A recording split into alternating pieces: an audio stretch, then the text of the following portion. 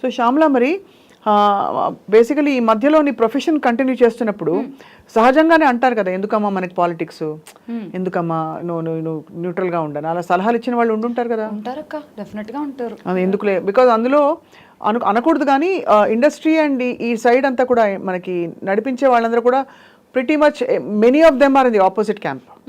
So you didn't have any pressure? కానీ అక్క I feel ఇప్పుడు గట్టిగా నా గట్ ఫీలింగ్ ఏంటి అంటే, ఇప్పుడు ఈ జాబ్ మీరే చేయాలి అంటే శ్యామలనే పిలుస్తారు.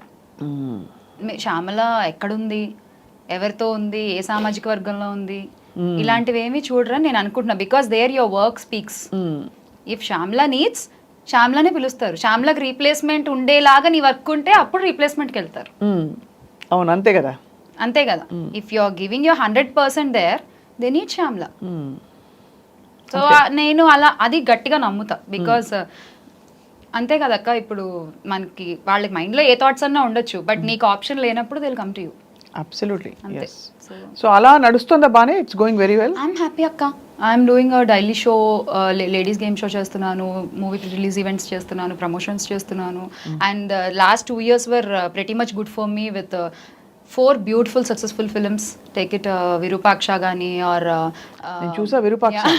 అందులో ఆ ఇంట్లో ఐ నో ఆ ఇంట్లో ఒక క్యారెక్టర్ కదా, వెన్ యూ కమ్, విరూపాక్ష చూసి నేను భయపడ్డాను. అంటే ఈ మధ్య కాలంలో హారర్ సినిమా చూసి భయపడిన ఇది లేదు. కరెక్ట్, అవును. కానీ ఆ ఊర్లో ఆ ఇంట్లో seeing you in that domesticated role and I thought you looked so good. అందులో వెరీ గ్రేస్ఫుల్ అండ్ చక్కగా ఆ ప్రాంతం వాళ్ళందరూ అంటే వాళ్ళు చూపించిన తీరు చక్కగా తీగల్లాగా సన్నగా నాజుగ్గా భలే ఉంటారు చీర కట్టుకుని. You look very good. ఇంకా నెక్స్ట్ విరూపాక్ష అండ్ మాచర్ల నియోజకవర్గము, నితిన్ గారి సినిమా, దట్స్ ఆల్సో వెరీ మూవీ అంత గుడ్ చేయకపోయినా నా క్యారెక్టర్కి I got a very good recognition. And Maya Petika Sunil గారితో దట్ ఆల్సో వెంట్ వెల్. అంటే మూవీస్ కొన్ని ఫెయిల్ అయినా కూడా I got my own recognition for my part in the film. So అది I'm very happy with that. So మరి ఇంత నడుస్తున్నప్పుడు I mean political line you already taken this decision కాబట్టి when so much is happening, ఇన్ని allegations వస్తున్నాయి, then చాలామంది కుమ్మక్కవడం అంటే ఒక కూటమిగా ఏర్పడి ఇప్పుడు ఒక పార్టీ మీద దాడి చేయడానికి వస్తున్నారు, జగన్మోహన్ రెడ్డికి మీద దాడి చేయడానికి వస్తున్నారు యాక్చువల్లీ మెయిన్గా. సో మరి నీకేమనిపిస్తుంది ఇవన్నీ చూసినప్పుడు? అక్క, ఇప్పుడు నమ్మకం ఉన్న వాళ్ళే ధైర్యంగా పోరాడతారు. ఇప్పుడు నాకు ఏదైనా ఒక బిక్కుమంటూ ఒక చిన్న అనుమానం ఉందనుకోండి, స్వప్నక్క హెల్ప్ చేస్తారా ప్లీజ్ అని నేను మీ దగ్గరికి వస్తాను. లేదు అండి మీ సాయం కావాలండి కొంచెం అని మీ దగ్గరికి వస్తాను. ఆ భయం క్రియేట్ చేసినప్పుడే గెలిచేసాం. అంతేనా? కాబట్టి నా వ్యక్తిగత అభిప్రాయం ఇది. So the war is already one side అని you feel. Yeah, and you're not saying this because you're in the party. No, definitely not. ఎందుకంటే జనరలైజ్డ్ గా చెప్పా, అందుకే నేను I didn't talk about one party here, generalised గా చెప్పా. And but ఇక్కడ చూస్తే రేపటి రోజు పెద్ద తారలు, the biggest in the industry అని కన్సిడర్ చేసే వాళ్ళు ఆపోజిట్ క్యాంప్ లో ఉన్నారు శ్యామల. అవును. Have you thought of that? అవును. అంటే of course you probably direct పాలిటిక్స్లోకి నువ్వు అంటే అంత పొలిటికల్ స్టేట్మెంట్స్ చేయవలసిన అవసరం రావచ్చు సందర్భం, బట్ ఎఫెక్టివ్లీ ఇక్కడ ఉన్నట్టే, ఈ సైడ్ ఉన్నట్టే కదా, ఇటే ఉన్నావు. కానీ అటువైపు ఉన్న వాళ్ళు దానివల్ల నీ అవకాశాలు తగ్గుతాయనే ఆందోళన కూడా ఎప్పుడు నీకు లేదు, like you said. So tell me now, ఈ 5 years గవర్నెన్స్లో నీకు బాగా నచ్చేసిన విషయాలు జగన్ చేసిన పనులలో? 2019 ఆయన మేనిఫెస్టో రిలీజ్ చేసినప్పుడు నేను అది పట్టుకుని ప్రచారం చేశాను ఆ వారం రోజులు.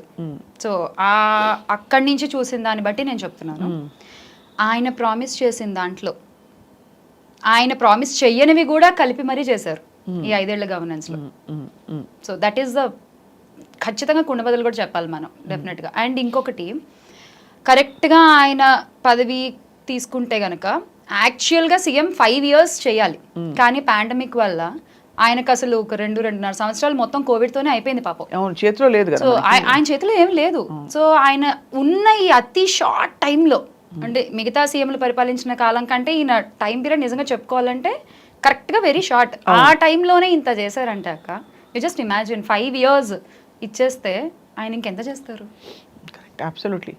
సో చేసినవి అంటే చాలా మంది బాగా చెప్పుకుంటుంది ఏంటంటే కొట్టొచ్చినట్టు కనిపించే పిల్లలకి ఎడ్యుకేషన్. నాడు నేడు అసలు ఎంత బిగ్ హిట్ అక్క అసలు అది.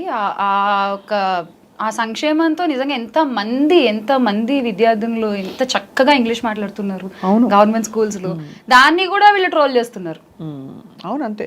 అంటే ఇంకా మరి ఏం ఫోటోలు చెప్తున్నాయి, మాట్లాడుతున్నాయి కదా, పోనీ ఏదో అదేమి ఊహించుకుంటున్నారు. ఏఐ ఆర్టిఫిషియల్ ఇంటెలిజెన్స్ తో మనం క్రియేట్ చేసి చేపిస్తున్నది కాదు కదా. అంటే వాళ్ళు సిద్ధం సభల్లో చాలా మంది అలా కూడా అన్నారు. సాక్షి డిజిటల్, అవునా? సాక్షిలో ఫోటోలు వస్తే గ్రీన్ మ్యాట్ లో గ్రాఫిక్స్ అనేది ఏదో చెప్పారు. అసలు అంటే ఇంకా అది పరాకాష్లే, వదిలే, ఇంకా మాట్లాడి కూడా వేస్ట్. బట్ నాడు నేడు you gone to some of the schools కదా. నేను కాకినాడ గవర్నమెంట్ స్కూల్లో చదువుకున్నాను అక్క. సో నా ఎడ్యుకేషన్ అంతా గవర్నమెంట్ స్కూలే. అవునా? So 8th 9th 10th first time government స్కూల్లో ఇంగ్లీష్ మీడియం అనేది స్టార్ట్ చేశారు నేను చదువుకున్న టైంలో. So 2007 was my 10th pass out. So 8, 9, 10 ఆ 3 years ఇంగ్లీష్ మీడియం స్టార్ట్ చేశారు. బట్ ఏదో పేరుకి మొదలెట్టారు ఆ గవర్నమెంట్. బట్ ఫ్యాకల్టీ సరిగ్గా ఉండేది కాదు, లెసన్స్ సరిగ్గా చెప్పేవాళ్ళు కాదు.